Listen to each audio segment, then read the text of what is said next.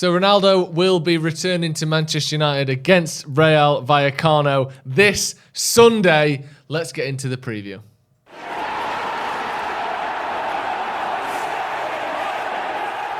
Hello and welcome to Stretford Paddock. This is the preview. My name is Joe. That is Jordan. How are you doing, Jordan? I'm all right, mate. How are you? Very good, thank you. We've seen Manchester United lose to Atletico Madrid, the first loss under Ten Hag, and we've got potentially a whole new 11, a whole team different to play Rayo Vallecano tomorrow. This is the first time in my lifetime I've ever seen United play 2 games in 2 days. Have you ever seen that before? Can you remember that happening? Nah, it's exciting though. It's exciting. It's good, we're watching back-to-back United games.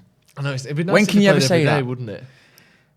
Or it'd just be If absolute it was hell. last year, we'd be. Do you know, like Coronation crying. Street, they keep like upping how many there are. It used to be like 2 a week, then it was 3, then it's 4 a week, plus your omnibus. Omnibus. I'd love that if the Man United omnibus on the weekend. Anyway, Oh. let's not worry about that. The king is back, as he said, right? Right. You know I love don't like this. No, He we're goes off polar work opposites for on 6 this. weeks. He doesn't turn up for training for one reason or another. Then he says he wants to leave. Then he comes back. He chats with Fergie. He chats with the manager. All this. He still don't want to stay. King is back, babes. Do you know what I mean? The arrogance, the sheer inhuman arrogance it's to say the shithousery, king is innit? back on Sunday. Go on, He's do you not a reckon? king. Who is then? Eric's the king to Or start Dennis with. Law. Or Law's Dennis the Law. original king. But Yeah. the guy's 37 years of age and he's using Instagram comments to plug what he's going to do on Sunday. Don't get me wrong. It will be nice to see him in the new kit in a preseason game. But why the fuck has he done that? I just think it's so childish and just It is a bit childish. stupid. Isn't it? The It's king is just back on stupid. Sunday. It's proper some of that. The king 14-year-old is would write on back. Instagram. Yeah, I'd expect like Kai Rooney to put that on. Yeah. King Kai is back on Sunday. Yeah. And yet it's Cristiano Ronaldo. Do you want him back? Do we need it? Like, I'm honestly so torn. Every time I think so about torn. this, it goes one way or the other. Part of me thinks we don't need a Cristiano Ronaldo who doesn't want to be here for a year. That is not going to help. Especially when we're trying to learn a new style. We've got a manager that requires like 100% commitment. He's very strict. We know that, or he's strict by a football manager standards. But then on the other hand, I think 2 things. One, he always scores goals. He's going to get us at least 15 goals in all competitions next season, barring huge injuries. The other thing is it not the ultimate sort of power play by Ten Hag to say, no, you're staying, and you're going to be the player that I want you to be, whether that's as off the bench or starting every week or whatever. You signed a 2-year contract. You are staying for 2 years. We ain't got a replacement. You left it too late. Unfortunately for you, Cristiano, you have to stay. Part of me thinks that might be quite a nice little power play for Ten Hag to do. It would be, in a sense that it wouldn't really fuel his ego necessarily, because he's the manager of Manchester United. No player's ever going to be bigger than the club. But really, I do feel like he just needs to grow up in a sense that he signed a 2-year contract. Yeah. He's thrown his toys out of the pram because Manchester United performed terrible last season. He's now not in his competition next year unless he moves. But all the big boys have rejected him. Or they said, no, we can't do it. It's not happening. Atleti have said no. Real have said no. The options for him to go elsewhere are very, very limited unless he takes arguably a huge step down in terms of Champions League.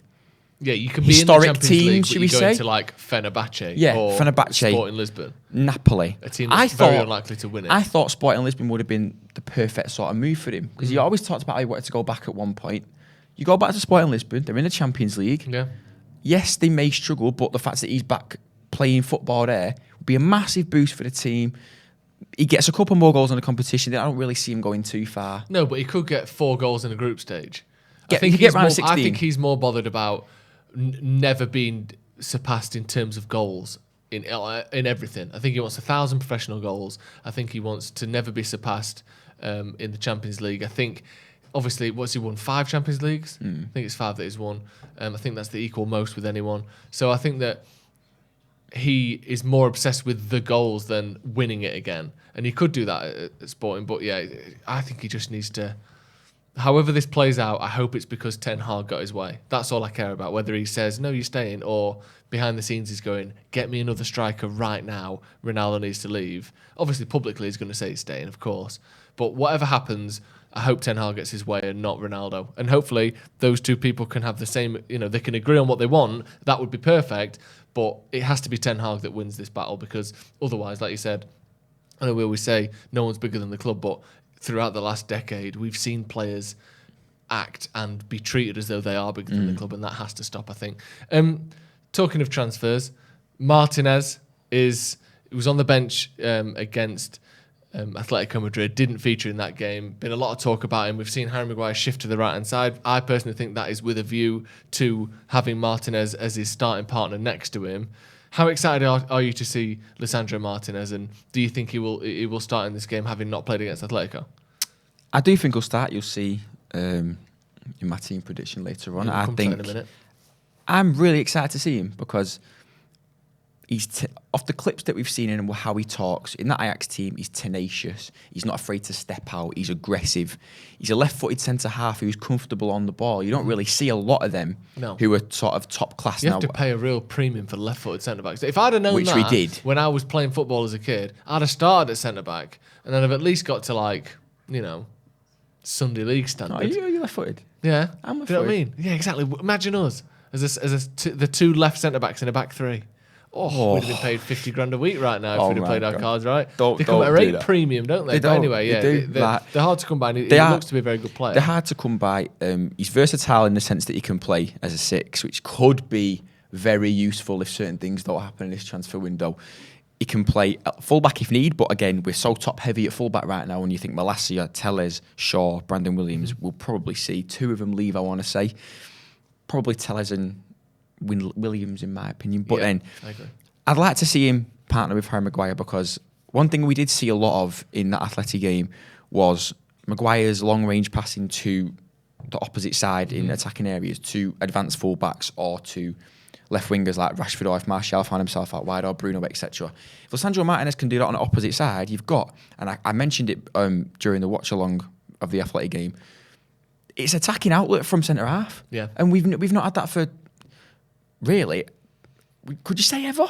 When you think about the ball-playing centre-halves that we had who could pick a pass, and you think Rio, Daley for example. Daley Blind gave was you a very little good bit at of that. Yeah.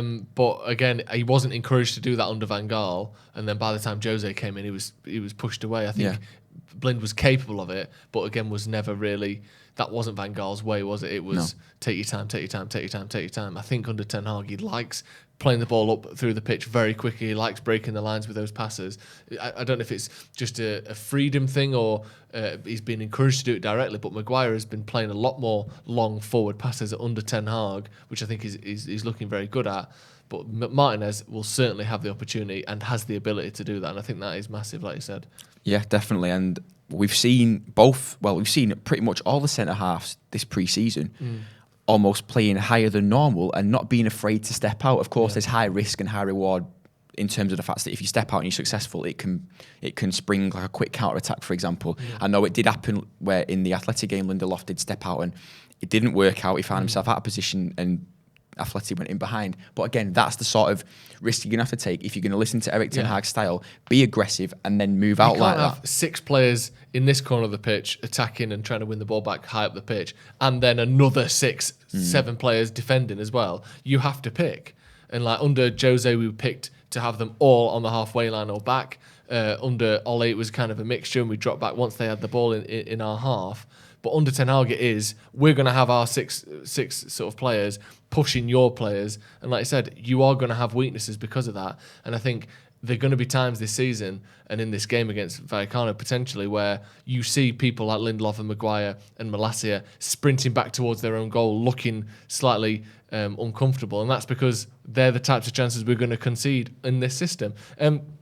Talking about players there, we don't think we'll see Maguire or Lindelof personally. Let's move on to our starting 11s. I'll let you go first, Jordan. Give me your predicted 11 to face Rayo Vallecano today. I've gone Tom Eaton in goal. Yeah.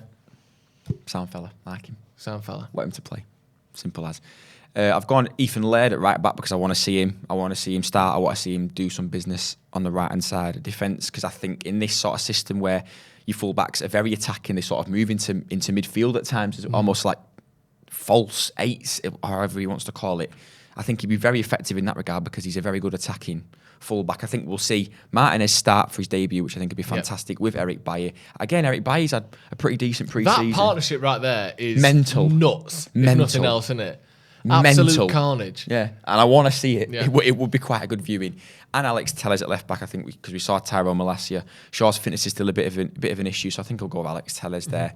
To midfield, I want to see Jimmy Garner start a game for once, and despite the fact Donny van der Beek, I don't really see him being that influential in a Manchester United shirt in the near future anyway. I think he will start him. I think we'll also see Eriksen start, to be honest, and I've gone a bit out there with Martial on the left-hand side. I think Amad Diallo will also play. King's back. He's talking loud. Imagine don't start now. Egg on our face. I think my team is pretty similar to that. There are a few changes if we just switch them over. That full-back spot straight away, Wan-Bissaka. I've gone De Gea again as well because, he's a goalkeeper who can play 2 90-minute games in 2 days. Maybe give Tom Heaton the second half. But I could see him starting with Heaton as well. I've gone Wan-Bissaka because if there's any hope for him at United, he's got to start playing some minutes. I've gone the same by Martinez, and I've gone with Shaw, hopeful that he's fit. Obviously, we don't know. There's not constant updates with it being pre-season, but hopefully he'll be fit to play there. Then I've got Iqbal and Savage. I think that's a partnership that we've seen work well, and I'd like to see more of both of them. And again, like I said, Fred played yesterday. Fred played against Atletico. So did Donny. So did McTominay. So did Eriksen, so did Bruno. Most of our midfield played yesterday. That's where we saw those subs come in. So I've gone with those two. Then Sancho, again, it's another one I know he was ill for the Atletico game, but if that's just a bit of a bug, he might well be ready to play, and he needs to as well, because he's been probably our best player in pre-season, but this is the last game now. This is the last official pre-season game, so I'd like him to get some minutes alongside Eriksen, alongside Ronaldo, and I've put Amad in there as well, no Martial in there, but similar teams, really. I think that those main pillars, we want to see Martinez, we want to see Ronaldo, we'd like to see more from Eriksen as well. I think those are the ones that I'd like to see more from him. It's only a 2-hour flight from Oslo to Manchester, so that's like I was saying before. That's like a train journey from London. You wouldn't say it's too much travelling to play the day after a train journey, would you? So I think there should be no worries about the travel there. It's just about getting fitness in the legs. Moving on to the opposition then, and again, I almost look more at the pre-season stuff than last season because it's not an official game. So you're not getting them at full flow. You're getting this team that is, looking pretty good. Beat Sheffield Wednesday, beat Birmingham, drew with Birmingham, won 2 of the last 3. Rayo Vallecano, mid-table Spanish team. They're a good team. What do you know about them? Bebe. There you go. I think that's all I know. That's all you know is Bebe. Bebe plays for him. I think, right, on Bebe, quickly, people talk about him like he was the worst ever signing for Man United. There are plenty of people who have joined Manchester United, not been good enough, and left, and not had the career that Bebe's had. Just because he was whatever, like too much money, it was a weird transfer. Playing for Rayo Vallecano for your career isn't bad. He's had a decent career. Do you know what I mean? We've had loads of players that we've bought who end up in lower leagues or whatever. At least he's had a top flight career in Spain. He's a good player. Anyway, sorry, carry on. People always slag him off like he's the most ridiculous transfer ever. He's not. He's not. He's all right. There's been a hell of a lot of worse transfers. Yeah, of course there has. You think Sanchez start with. You think Di Maria when he was there. Yeah, he scored a great goal, but come on. Yeah. All that money. Ridiculous. Not for me. Anyway, and he was a bit of a knob as well. Rayo Vallecano. Do you care about the opposition in pre-season games? I don't know. No. Obviously, there was a lot of hype when we played the first game of the season. We beat Liverpool. Obviously, it was like we just won the Bangkok Century Cup. That's one trophy for Erik Ten Hag, and it's a nice little. He's going to be holding his finger up like Jose at the end of the season. It's a nice little, Bangkok Century Cup. He's done that. That's one. Yeah. What else can we add to it? I don't know. The Audi Cup, maybe.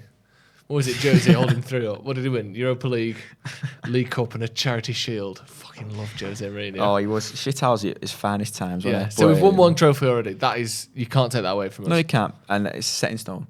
But opposition doesn't matter because you need to focus more on the development you see from your players. It's 90-minute games against different types of opposition.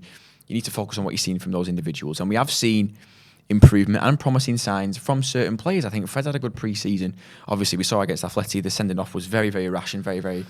He had something like 3 or 4 fouls in the space of 2 seconds, 3 kicks, and then he stomped on Morata for some strange reason. It was quite funny, but it was also, really why the hell has he just done that? They were horrible all game. They were very just dirty, kicky. They were just, they were gross to play against. But I think Fred's had a good pre-season. I think Harry Maguire's had a good pre-season, which would do him the world of good in terms of confidence. I do really think he's a confidence player, especially from last season's performances.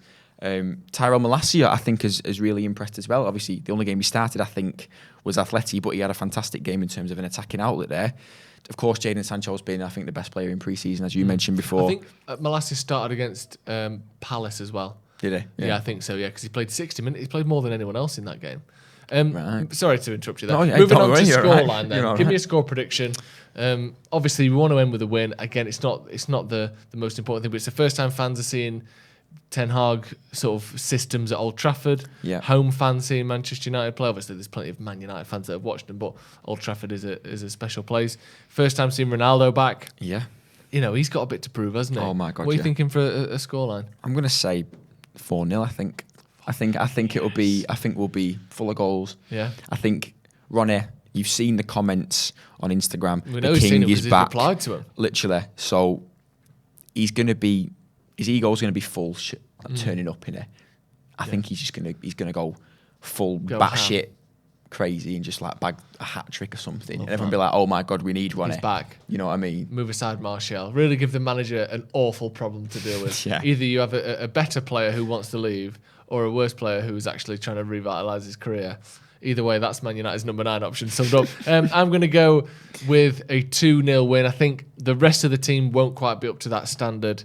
But there's still enough, the players we picked there, I don't think any of them have played 90 minutes today except De Gea. And they're all, they're still top players. They're still internationals there. They're still a relatively strong team. So I think there should be enough to win the game. I'm going to go 2-0. Let us know your thoughts in the comments. Are United going to win against Rayo Vallecano? Does it matter if they win? And also give us your predicted 11s as well. It's quite a tricky one to pick, isn't it? Because there weren't so many substitutes this time, but there were players that were sort of notable absentees with Martinez and that sort of thing. So get your score predictions in the comments. And do you want to see Cristiano Ronaldo at Manchester United next season? Let us know in the comments. Thank you, Jordan, for coming on. Where can people find you? JD Simpson 98 on Twitter. Very good stuff. Check him out over there. Check me out at Joe Smith 93 on Twitter. Thank you very much for joining us, and we'll see you in a bit.